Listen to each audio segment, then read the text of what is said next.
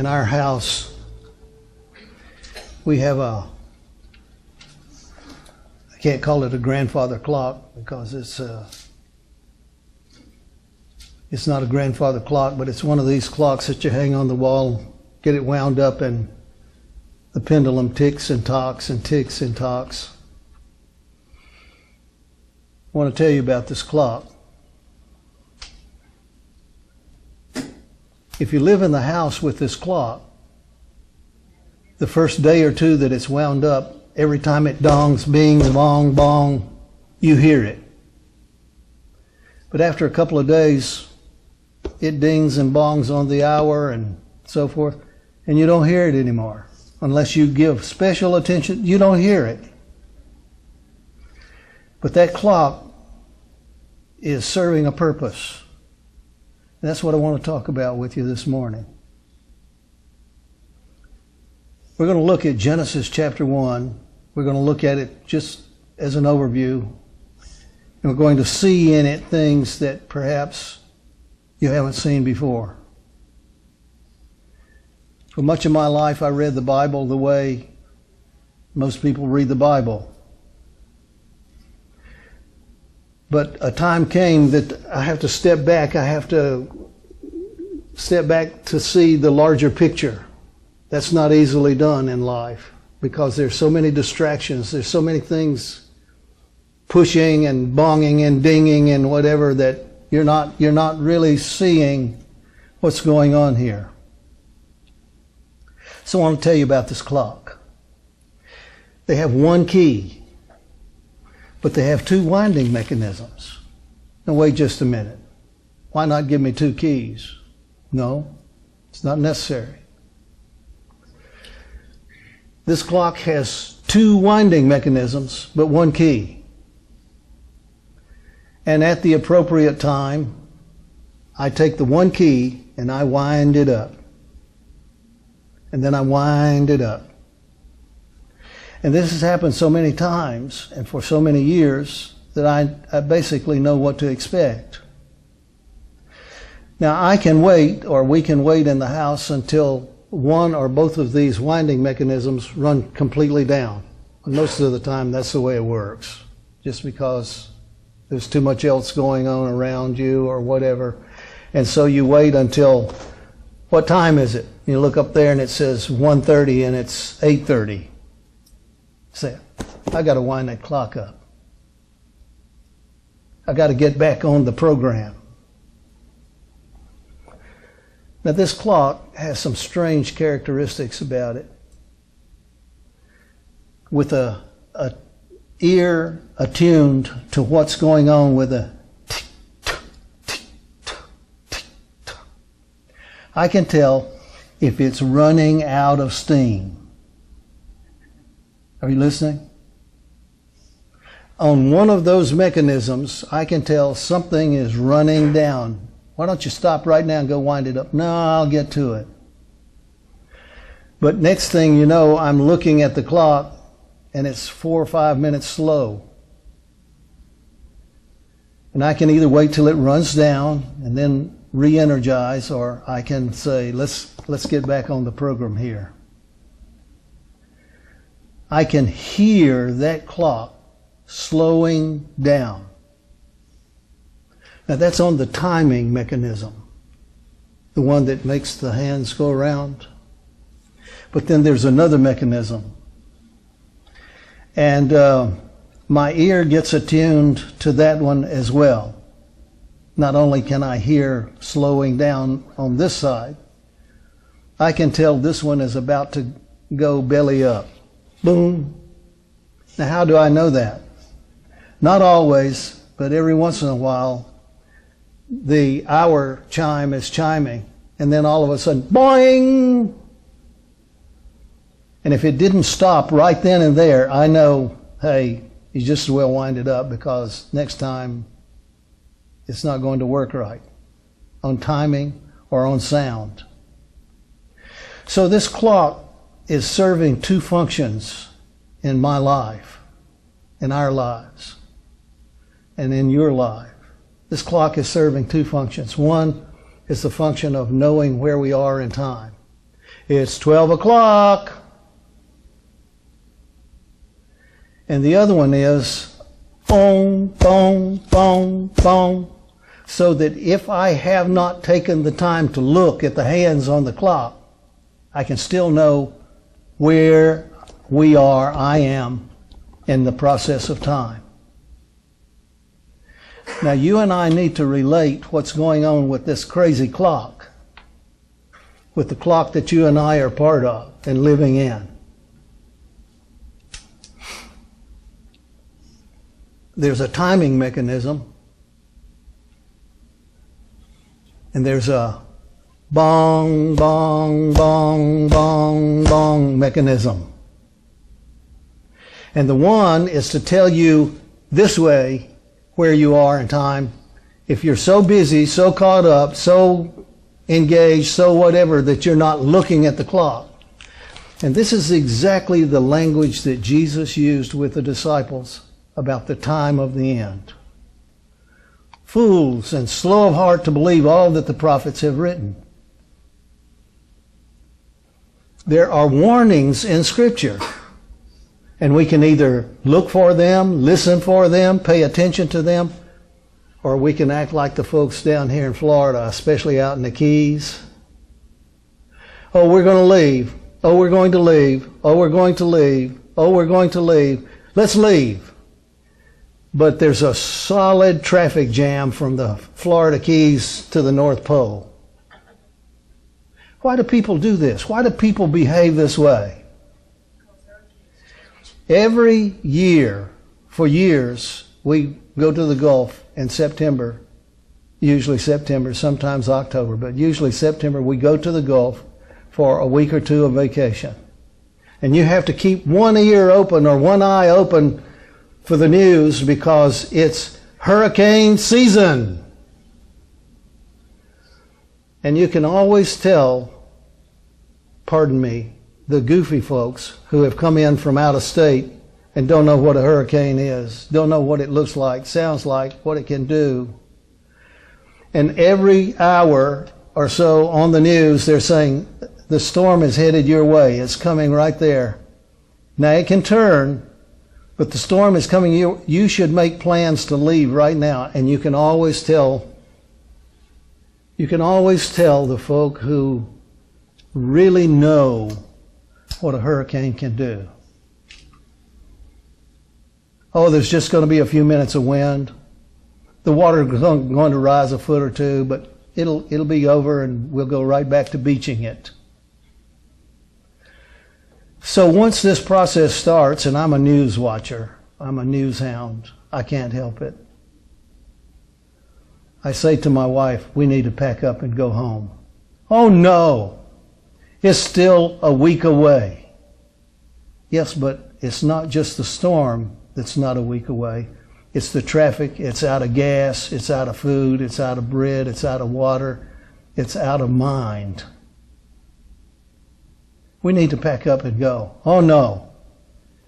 Now, if we take averages 3 or 4 times, how many times will I be right and how many times will my wife be correct? 50-50. It's not 50-50. It doesn't work that way.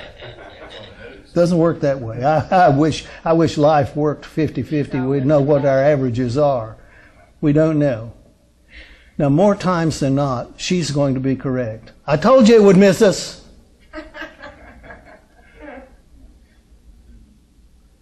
But what you don't want to do is play with the averages. That's what silly folk do.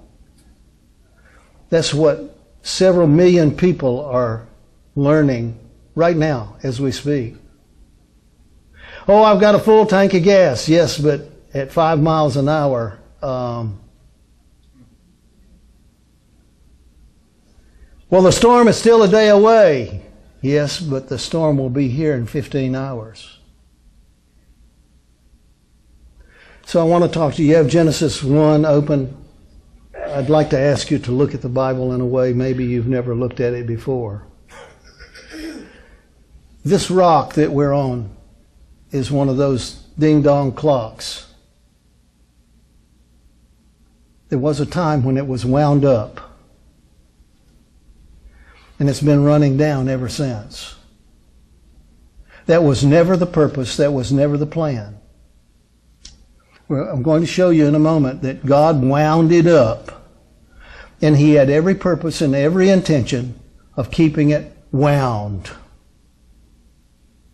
And we would never go through these silly motions of having to try and put the world back together again after this storm, only to have the next storm hit us, and the next one, and the next one, and the next one, and we finally say, there's no use, there's no reason, there's no sense to this at all.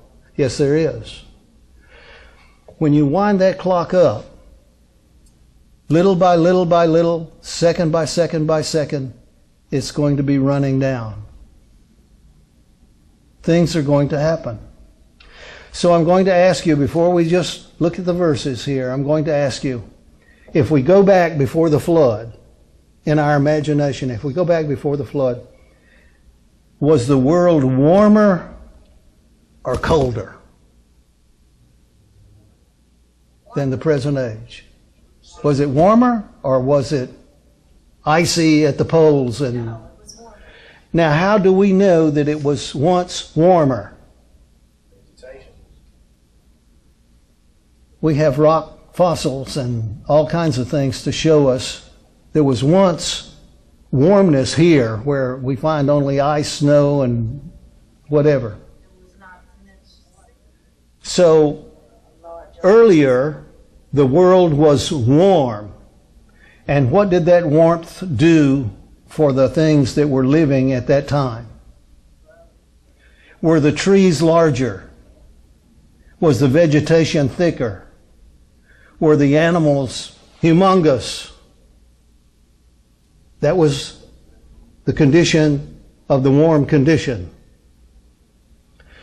But something happened, and the world is different after whatever happened. The world is different because there's ice and snow up there, and there's ice and snow down here. You had to bring that about in some way, some form.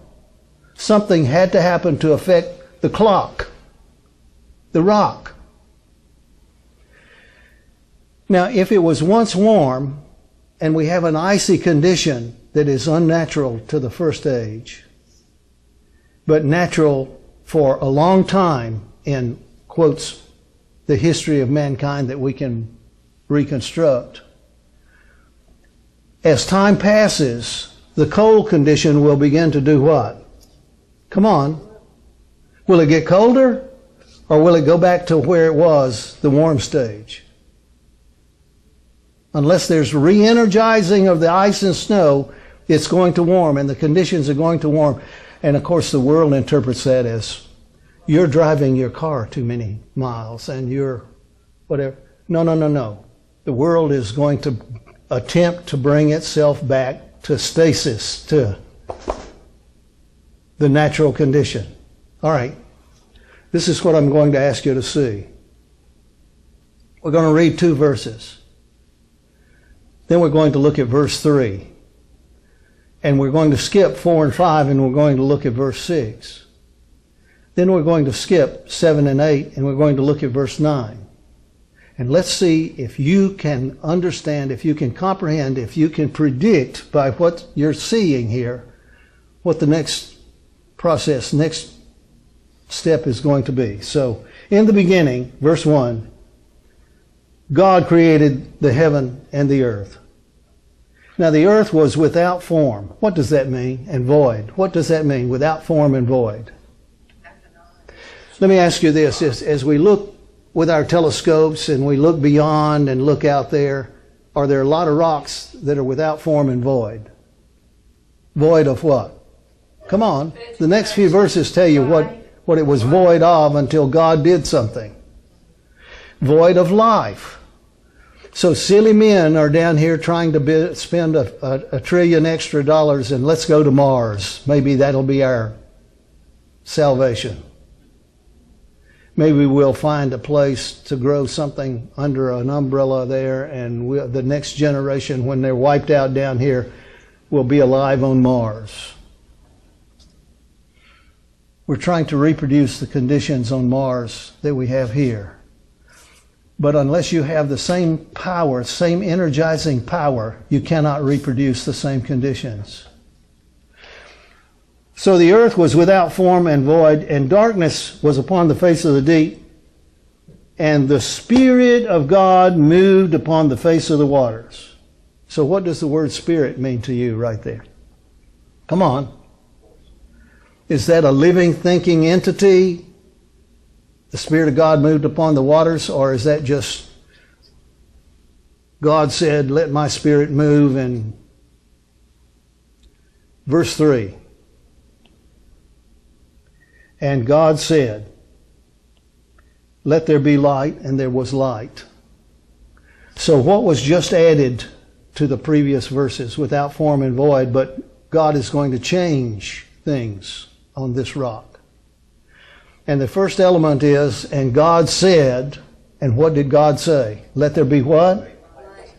Tell me what light is. Visit me sometime and I'll get the key out and we'll look at this clock and I'll show you what light is. It's you're adding energy to the system. Click, click, click, click. God is going to do something on this rock, and it's going to require energy. And God said, let there be light. So what does that mean to you, God said? Well, listen to Jesus. If you had faith as the grain of a mustard seed, you could say, and you could change mountains, and you could change rocks, and you could change.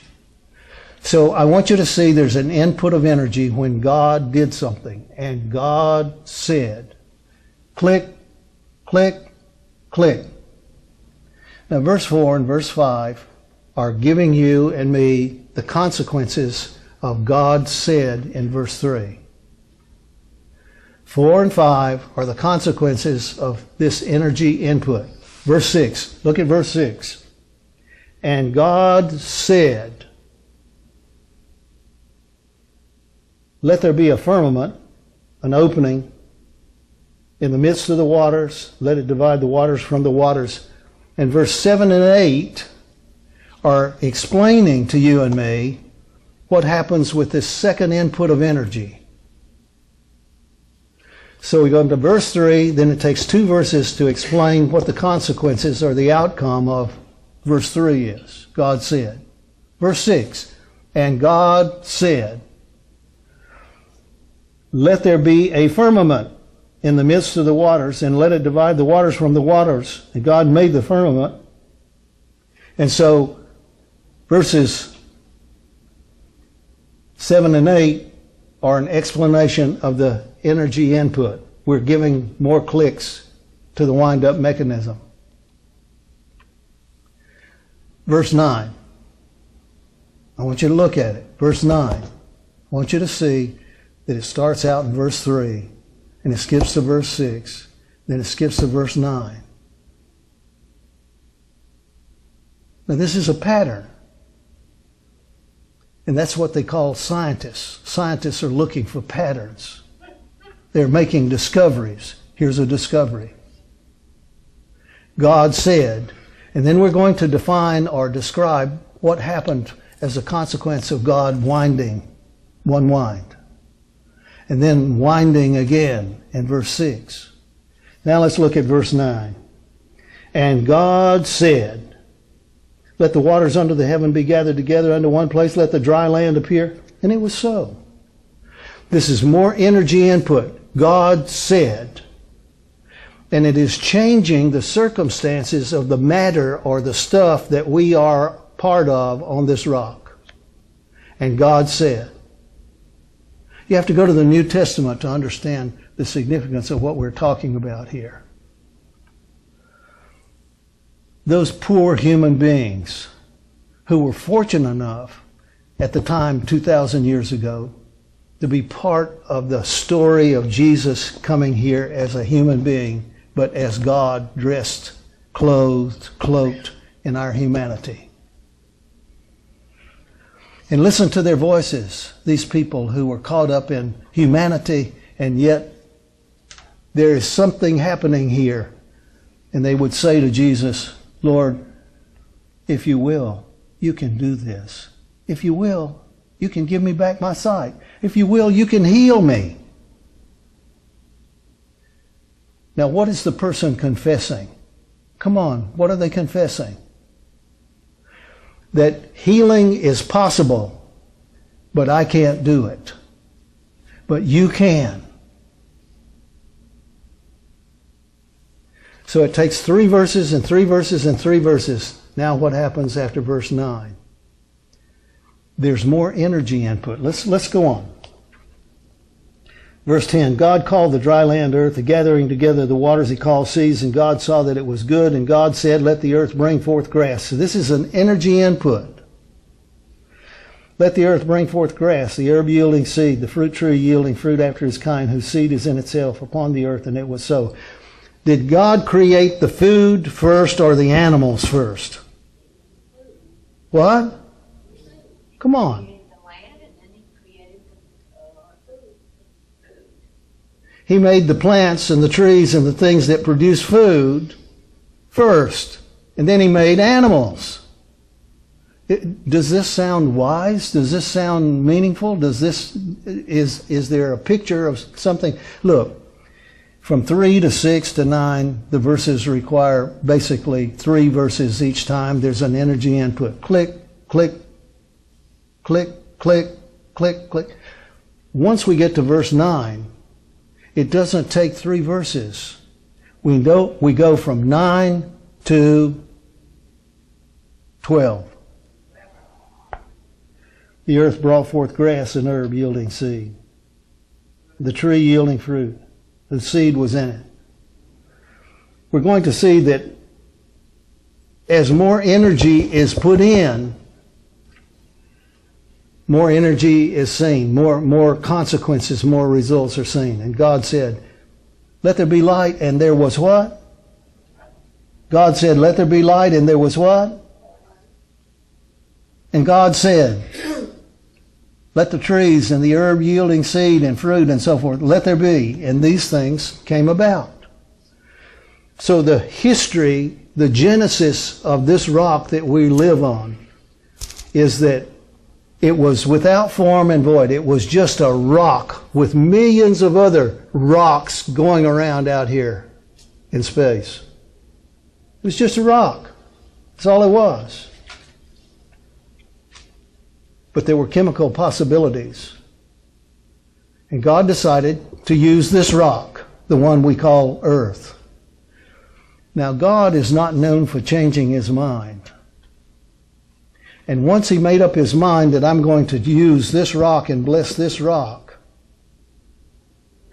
well, even when it was contaminated with sin, in the ages to come, is God going to choose another rock, or is he going to still claim the same rock? Come on. Come on. Blessed are those that, for they shall inherit what? This rock. And this rock is going to be moved out of its place according to the prophets, and it's going to come to a new place in the heavens, and there'll be a new heaven and a new earth. God is going to recreate life. He's going to put energy back into this rock. So let's get to the issue. The governor of Texas is not hindered by being in a wheelchair. He sends the word out as governor of the great state of Texas. He sends the word out to the news people, and he says, I want to address the public. I want to address the people of Texas. So I want a news break. And they put the governor of Texas on there, and he says, my fellow citizens, now this is where we are, and this is what is happening, and this is what must happen. And if you live here in this certain place, you need to leave right now. Are you listening? Now, it just so happens that the people where he is describing, the community or the neighborhood or the little town or the burg or whatever it is, they're sitting high and dry. And the governor must be mistaken. No, he has access to information and he knows that the water is up there, but it's going to come here. And it's only 3 feet deep up there, but by the time this pile of water and this pile of water and this one all come together, it's going to be 10 feet deep where you are. Leave now. Now, wouldn't it be nice if all the people living on dry land and hearing all of this would use common sense and get out of the way? No, they don't. And finally, after appeal after appeal after appeal, the governor says, look, my fellow citizens, this is reality. If you choose not to leave, don't dial 911 when the water rises, because we're not going to answer. And don't call for a helicopter to come and lift you and your boat and your dog and your cat and your family and you and whatever out of here. Don't call, because we're not going to answer. Is that because the governor is heartless? Come on. What is the governor saying? You have a will to use or not. If you choose to stay and tough it out, then tough it out. Because you are endangering other lives. You are asking us to come help you when we are helping you right now by advising you to get your stuff and your family and get out. Well, there's no water here right now. When the water gets here, we'll leave. Are you listening? Is this the way life is actually being played out as we gather here this morning? Exactly. Except now it's gone from Texas to Florida. And now it's the governor of Florida. And he says, if you decide to stay in the Keys, if you decide not to take yourself, your family, your pets, and whatever, and leave, when the water starts rising and the wind starts blowing, don't call 911, because we're not going to answer. And don't call saying, I need gas. No, you needed gas, but it's too late. Do you understand what we're talking about? Now I want to talk to you, and I want to talk to me, and I want to talk to Seventh-day Adventists. The clock tells me the time, and the chimes tell me, pay attention, pay attention, pay attention. Midnight is approaching. Pay attention. Even if I'm not looking at the clock, bing, bing, bing is warning me. One tells me where I am, and the other one says, you're out of time. This is exactly how the Bible and exactly how the prophets and exactly how we read, quotes, the red books and the book. We have a clock, and then we have these warnings. So on this occasion, you can find it in Matthew 24, Mark 13, Luke 21. On this occasion, Jesus is with his disciples, and it says in Matthew 24, privately, his disciples came to him privately, it says. And they had a conversation, ongoing conversation with Jesus, and it turned to the time of the end. Listen, I didn't say the end of time. It turned to the time of the end. Do you know the difference between the end of time and the time of the end? The clock says it's the time of the end. The bong, bong, bong says it's the end. And it starts with 1, and then an hour later it starts with 2, and an hour later it starts with 3, and it continues until 12 midnight or 12 high noon or whatever.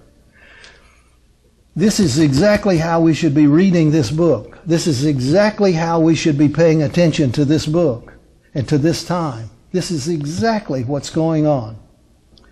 So I want to interject here. and just hope and pray that I'm not being misread. This is page 3, it says. So for several weeks here, we've been handing you out page 1, page 2, page 3. And page 3 is apparently the end of the clock. The alarm is going to go off. So before we could even start with chart 1 and chart 2 and chart 3 and the 1, 2, and 3 encompass 1 year of time. 1 year of time. We did it month by month. And here we are on this third chart, this last chart in the series, October, November, December, and then January. The clock is running down. The alarms are being sounded. So before we even started the first chart, I went to the Red Books and I went to the book. And I wanted to try and put her words with these words together in proper order, in some sequence that makes sense.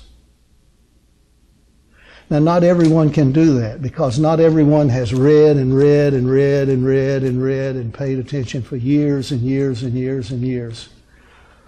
But before we could even do page 1, chart 1, I made up my mind to go out on a limb and say, I think the time has come. Now, why would I think that? People have been thinking that for thousands of years. Well, because the circumstances that are taking place in these 12 months are unlike anything that has happened before. So I want to give you one example. And I arrived at this example and this conclusion by reading The Little Lady in the Red Books. And she says, in fire, what's that? Fire. Flood, what's that? Flood. And earthquake. With war and bloodshed, God is warning, that's the dong, bong, bong, bong, bong. God is warning the inhabitants of the earth of His near approach. Doesn't say the end is here. We're talking about before the time comes. Before the crisis reaches a crescendo and we're listening. Now, if there's fire, there cannot possibly be flood. Those two don't go together. That's an oxymoron. But this and other statements in the Red Books, there's going to be fires unlike anything that we have known before. So I went out on a limb and I said, there's going to be a series of forest fires. Typically, these occur in the West at a certain time of the year, and we're approaching the time. But these fires are going to be historic. They're going to be beyond. And there have been big fires in the fire season on the West Coast, in the western part of the country. But because I was reading and reasoning, I said there are going to be more fires, and they're going to be hotter, and they're going to increase. And it's possibility that these fires will be caused by human intervention. It may be that someone is just riding through the tender parts of the forest and just throwing matches out. Now, you would expect, if that were the case, that they would get on TV and say, we think people are doing this on purpose. But they are hindered from saying these things in the news. Tell me why. Come on. Why are they hindered? Copycat. Because you're going to give somebody else with an evil mind and evil intent to go and do the same. So let me ask you something. I wrote all of this, I arranged all of this before these 12 months began. How could I say we're going to come to fires unlike anything we have known? Now that's a mouthful. how could I say, how could I put that in this chart, that there are fires coming unlike anything we have ever seen before? Do you understand this is what is being said on the evening news, on the morning news, on the noon news right now? Do you understand this? Maybe you're not listening to the news. My wife gives me a hard time for listening to the news. I'm not listening to the news. I'm trying to put the pieces in place on this dumb clock. Fire. We have fires.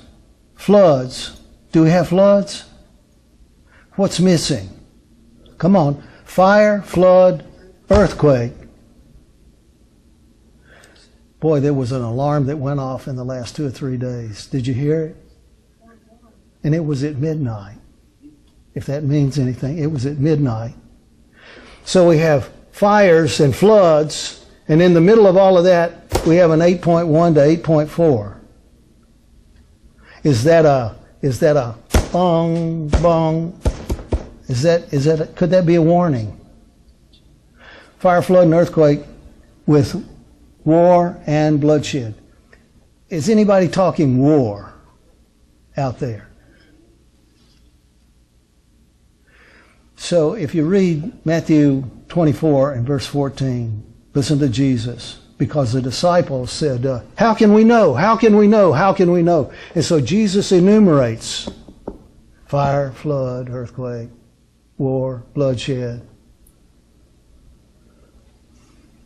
And then Jesus adds this. All these, quotes things, all these signs are the what? What's the next word? The beginning of what? The beginning of sorrows. So is it possible that before the sorrows would begin, God would give us the clock of 12 months? 12 months. Count the days. I'm going to be very specific, God says. I'm going to tell you 12 months. And then the beginning of sorrows. So the sorrows haven't even begun yet. I'm going to give you 12 months. That's the clock. And things are going to happen. Now I have a reason. I have my own reasons, and I believe good reasons in the Bible, to keep riding this horse of doom with people who are tired of riding the horse of doom. See, Ellen White didn't write verses. She wrote pages and chapters and pages and pages and pages of, when this time comes, the church will be asleep. When this time comes, God's people will be caught up in the affairs of life and whatever, and it will come as a thief. And even Jesus said, when this comes, it'll be suddenly. It'll be as though there was no warning. There are plenty of warnings, but we are so accustomed to hearing the clock, we don't understand where we are. We don't understand who we are. So, at the risk of repetition, let's do this again. Angels can walk through this wall. I can't. I've tried, but I can't do it.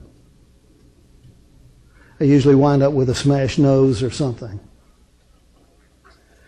Angels are not made of the same stuff you and I are made of. You and I are made of what? Come on, Genesis 1, we're made of what? Dust and dirt. Ground up rock. Add a little water and speak life. And you and I are different than the angels. How are we different than the angels? Come on. Angels have arms. We have arms.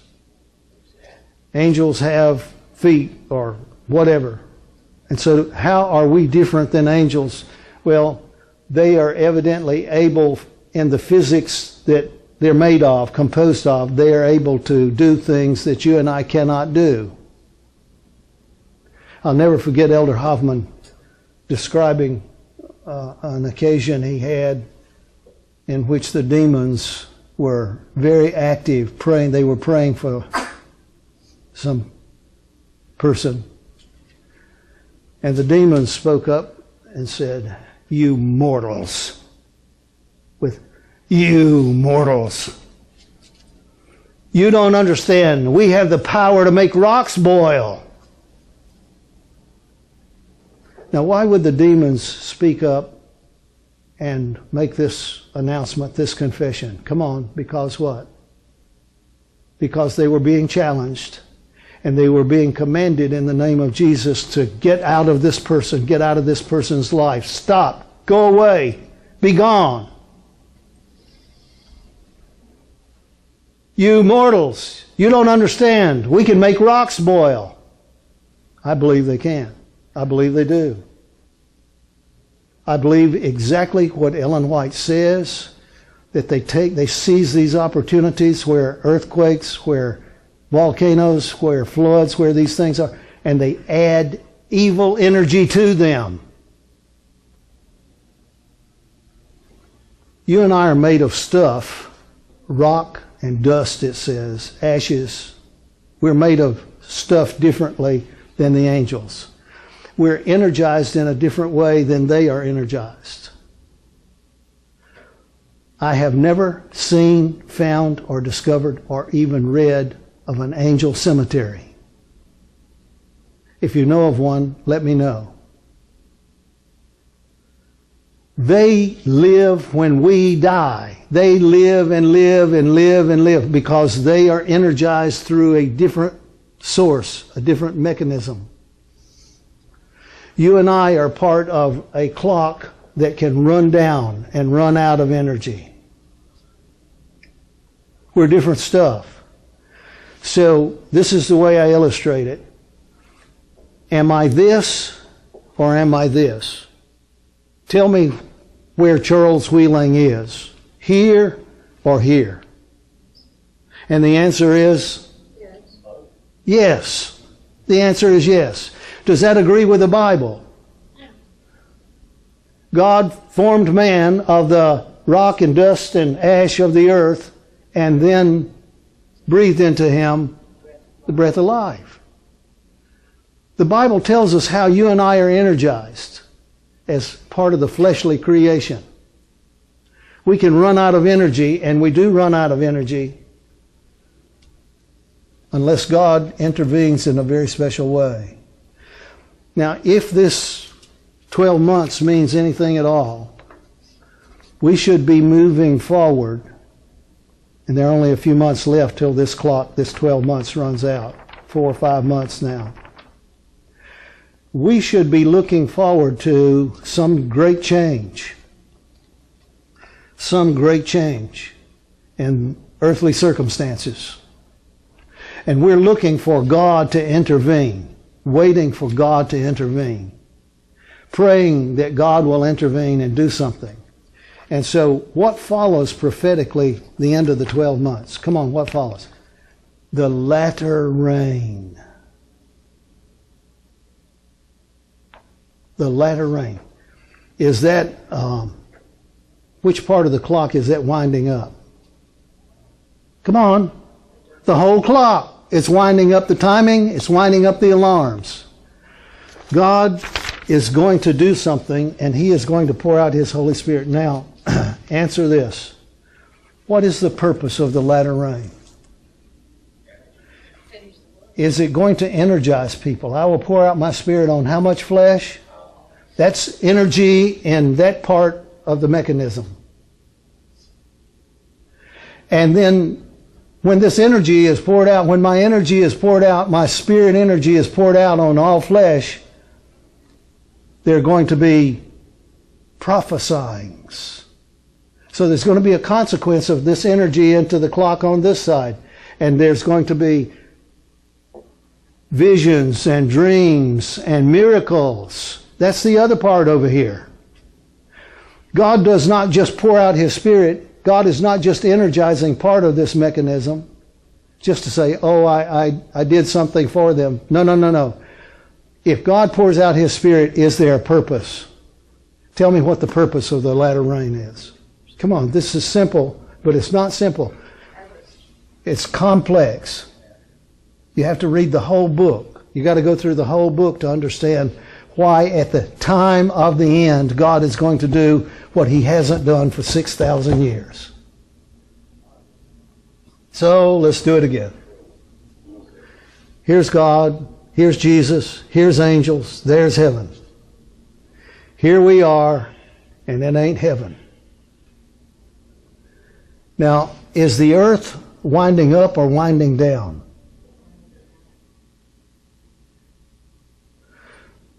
If you've had children or have children or spent time with the little ones, oh, they kick and they buck and they want to play and they want to eat and they want to all day long. And then it's time to go to bed.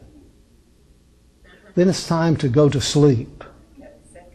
And what do? They say, good night. No. Tell me what they do. Real life. Tell me what they do. They get wound up, oh, and then all of a sudden, yes or no? You're talking about people. You're talking about life on this rock. You're talking about this rock. There's going to be a winding up to wind down. And you and I happen to be born at such a time as this. You and I happen to be part of this timing on the clock, on the rock. You can say, well, I think I'd rather be born at a better time. That ain't the way it works. Well, I would like to wait until it's all over and then I would like to come out of hiding. That's not the way it works. Who knows, but you and I are come to the kingdom for what? Such a time as this. So I'm going to put this together in a speedy conclusion. I have asked Elmira and Tim and Tony and the folk here in the office, help me send these out. Several thousand. Let me send them out. Now, am I risking my reputation by doing this? Yes or no? Do I care about my reputation?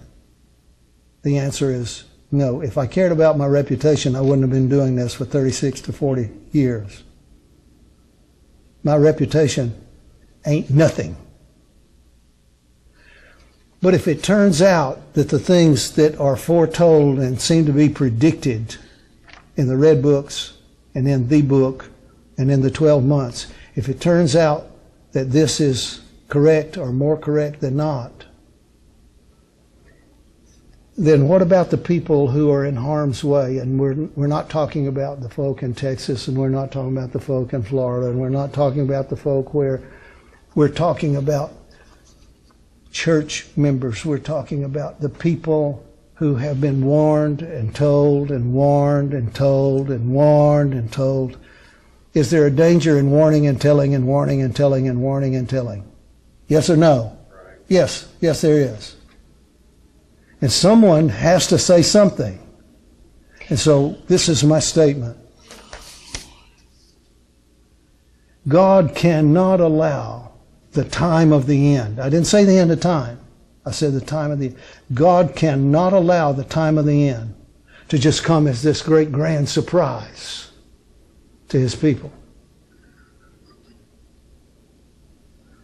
God has to tell us before the storm gets here, with enough time ahead of time, so that we don't get on the freeways and sit there, so that we don't run out of gas and sit here, so that we don't. Now, looking back and looking ahead, would you say that Seventh-day Adventists by and large are more awake or more asleep? Come on, we're not passing judgment. We're not saying they're lost if they're this and lost if they're that. That's not what we're talking about.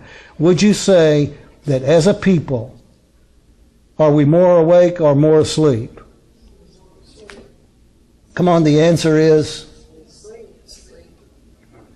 Volume 5 of the Testimonies is an unusual volume of the 9 volumes of Testimonies.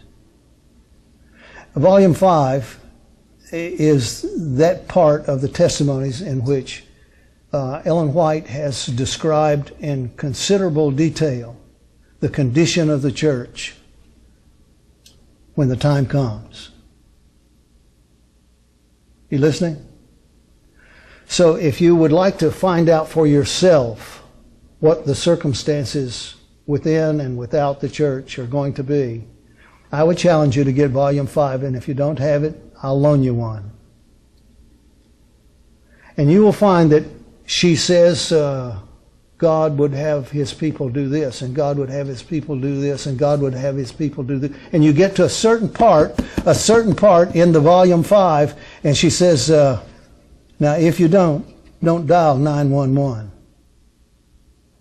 because He ain't going to answer. Dear Father in heaven, we're just flesh, we're just flesh, we're just flesh.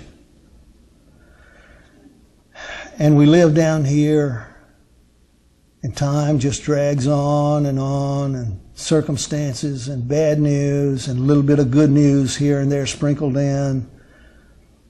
And Lord, just we're flesh, just have mercy on us. And forgive our humanity, our flesh.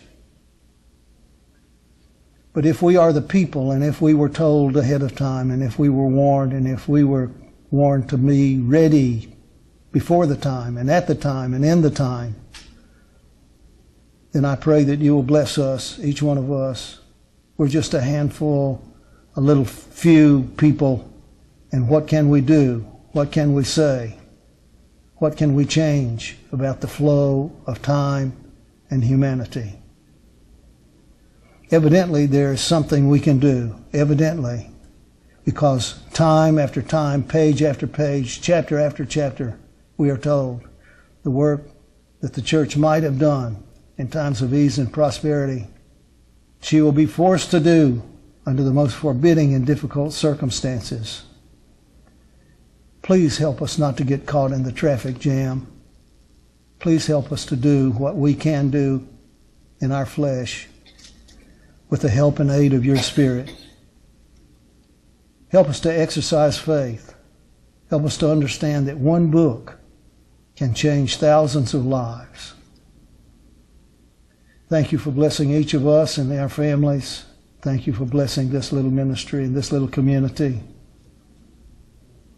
Thank you for the outcome and the outreach that we have, not only in miles, but in thousands, yea, millions of hearts and minds. Bless our efforts, multiply them for good, and help us to wake up and understand who we are and where we are, and what is your will for each one of us in this time. I thank you and ask for your blessing in Jesus' name. Amen.